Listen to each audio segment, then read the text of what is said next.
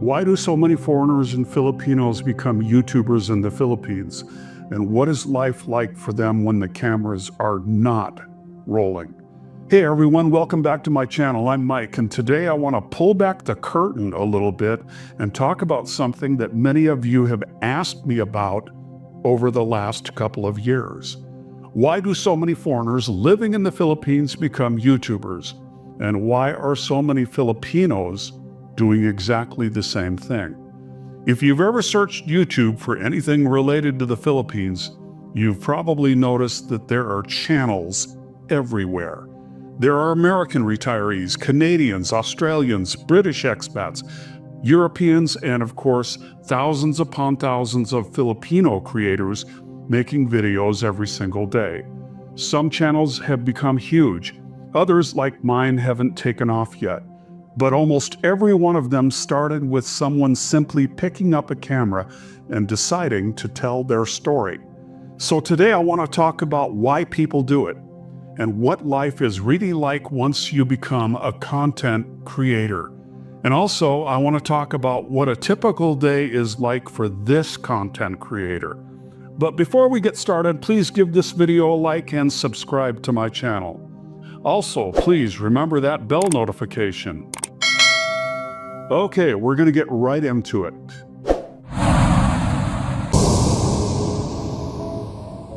For many foreigners, YouTube doesn't begin as a business. It begins because life suddenly becomes interesting again. When you move halfway around the world, almost everything is new. You're learning a different culture, eating different food, riding jeepies or tricycles, trying to figure out immigration rules, learning where to shop, and adjusting to an entirely different way of life. Naturally, friends and family back home become curious. How much is your rent? Is the food good? Is it really that inexpensive? Are people friendly? Is it safe? Eventually, you realize you're answering the same questions over and over again. One day someone says, "You should make a YouTube video," and before you know it, you're a YouTuber. That was probably how many channels here got started. For retirees, YouTube often fills another important role.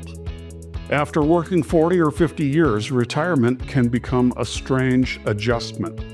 One day your calendar is completely full. The next day it isn't. Many retirees discover they need something to challenge themselves. Creating YouTube videos provides exactly that. Writing scripts, researching topics, filming, learning editing software, studying YouTube analytics, improving audio, designing thumbnails. It keeps your brain working. It gives you deadlines, it gives you goals, and honestly, that's healthier than sitting around watching television all day long. Speaking from personal experience, most people have absolutely no idea how much work goes into making one video. Viewers usually see 15 or 20 polished minutes. What they don't see are the 10 or so hours of work just to create that video. Sometimes I spend an entire day researching one topic before I even turn on the camera. Then comes writing the script, then setting up lights, positioning cameras, checking microphones, recording several takes because I stumbled over a sentence. Then transferring video files to the computer, editing, adjusting sound levels, removing background noise. Adding music, creating graphics, writing titles, designing the thumbnail, writing the description, choosing keywords, uploading everything. By the time that 20-minute video goes live, I may have invested even more than 10 hours into that one video. And here's the funny part. Sometimes that video gets only 500 views. You laugh because if you don't, then you'll cry. One thing that I've learned is that YouTube teaches patience, a lot of patience. Some of your favorite videos barely get noticed. Meanwhile, a video that you almost didn't upload suddenly takes off. Trying to predict what the YouTube algorithm likes is almost impossible. That's why successful creators usually stop chasing viral videos and instead focus on consistency. Just keep making the next video. One of the nicest surprises about being a YouTuber in the Philippines is meeting other creators. Before I moved here, I never imagined I'd sit down for a coffee with people from 5 or 6 different countries who all happen to run YouTube channels themselves. Once you meet foreigners from all of these countries, you instantly discover that you have something in common with all of them.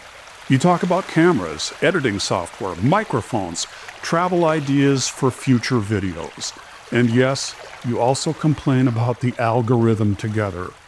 Filipino creators are just as passionate. Many collaborate together, appear in each other's videos, and help promote one another's channels. There's a real sense of community if you choose to be part of it. Of course, YouTube isn't always sunshine and rainbows. Competition exists. Some creators copy ideas, others copy thumbnails. Sometimes personalities clash. Occasionally, drama spreads from one channel to another. I've learned that one of the hardest lessons in YouTube is realizing you can't control what other people say about you. What you can control is how you respond, or sometimes how you don't respond. Another misconception people have is that YouTubers become rich. Some certainly do, but they're the exception and not the rule. The reality is that most channels make very little money. And I can tell you that with my channel, my income on YouTube is less than 1% of what it was when I was a truck driver. And I'm putting the same amount of hours as I was driving a truck. It's incredibly difficult to grow a channel. But the silver lining is that I enjoy what I'm doing. Many other channels aren't even monetized at all. Others earn just enough to cover editing software, camera equipment, faster internet, and maybe a few cups of coffee every month. People see someone with 10,000 subscribers and assume they're making thousands of dollars a month. That simply isn't how YouTube works. Views matter. Watch time matters. Advertising matters. Your audience's location matters. Even the time of year affects advertising rates. It's a lot more unpredictable than most people realize. Many foreign YouTubers here receive retirement income or pensions. That allows them to create videos because they enjoy it, not because they depend entirely on YouTube for survival. So let's shift gears and talk about locals who are creating YouTube content. For Filipino creators, YouTube can represent something much bigger. It can become a career. It can help support a family. It can open doors to sponsorships, business opportunities, public appearances, tourism campaigns, and collaborations with major brands. For many young Filipinos, YouTube isn't just entertainment. It's entrepreneurship. But perhaps the biggest reward isn't money. It's the people. I've received messages from viewers saying that they finally had the confidence to retire in the Philippines because of something that they learned from watching a YouTube video. Others tell me that they avoided an expensive mistake. Some simply are thankful for the information that YouTube can provide. Those messages make the long hours worthwhile. They remind you that somewhere, someone actually benefited from the time that you spent creating that video. One thing that people don't realize is that content creators are almost never completely off duty. I'll be walking through a mall and suddenly think, that would make a good video. Or I'll be sitting in a coffee shop and overhear a conversation that sparks another idea. Sometimes I wake up in the middle of the night and write down a video title because I don't want to forget it. Being a creator changes how you look at the world, and in my case, how I look at the Philippines. After living here for almost 2 years, I keep learning and researching new things. And in the process of learning, it gives birth to a new idea for a video. Everything becomes potential content. Sometimes that's exciting. Other times, it's exhausting. There are also sacrifices. Instead of simply enjoying a beach sunset, you start wondering if you should grab the camera. Instead of eating your meal while it's hot, you're filming it first. Sometimes friends have to wait because you're trying to get one more shot before the light changes. You start thinking about your surroundings as potential objects that might need to be filmed. Another challenge is criticism. If you put yourself on YouTube, eventually someone will disagree with you. Some criticism is constructive, some isn't. Learning to separate constructive feedback from pointless negativity is one of the most valuable skills any creator can develop. At the end of the day, you simply can't please everyone, and that's okay. Looking back, if someone asked me why so many foreigners and Filipinos become YouTubers in the Philippines, I'd say it's because this country naturally creates stories. Every day, something unexpected happens. Every week, you learn something new. Every month, you meet interesting people. The Philippines gives creators an endless supply of experiences worth sharing. Whether it's a retirement story, a travel adventure, a food review, a visa update, or simply talking about everyday life. There's always another story waiting to be told. In the end, I don't think most successful YouTubers are motivated primarily by money. They're motivated by curiosity, connection, and simply the desire to share their experiences with people around the world. If the money comes later, that's wonderful. But if your only reason for starting a YouTube channel is getting rich, you'll probably quit long before you ever succeed.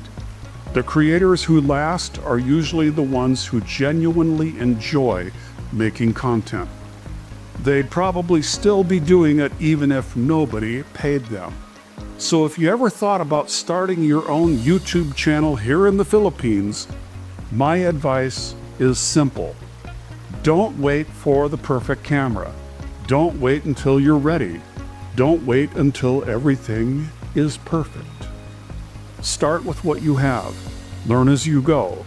Your first video won't be your best. Neither will be your 50th. But every successful YouTuber started with exactly one upload. And who knows, maybe a year from now, someone will be watching your videos and asking how you got started. So just a quick overview of my YouTube journey and what it's been like for me to create content here in the Philippines. It was in 2018 when I made the decision that I was definitely going to retire to the Philippines. I decided that being a YouTuber would keep me busy. But it wasn't long after that that I decided that I'd try my luck at earning some money from YouTube. Of course, what I didn't know was how difficult getting monetized was, and once monetized, how difficult it is to earn a living wage. But here I am in the Philippines. So what does a typical day creating content look like for me? Well, it starts with getting a script written, getting it filmed, and now I use a studio. Then I edit, and at this stage, I usually have a fairly good idea of what I want to do with the video visually. Once I get the video uploaded, I work on keywords, SEO optimization, and I keep the video private for 24 hours so that the YouTube algorithm can figure out who to push the video to. Then I make the video public, and that's what it's like for this content creator. Well, that'll wrap up this video. Thanks for watching, everyone. If you enjoyed this video, please give it a thumbs up and subscribe to my channel and hit that bell notification so that you can catch future videos. God bless, peace out, and I'll catch you in the next video.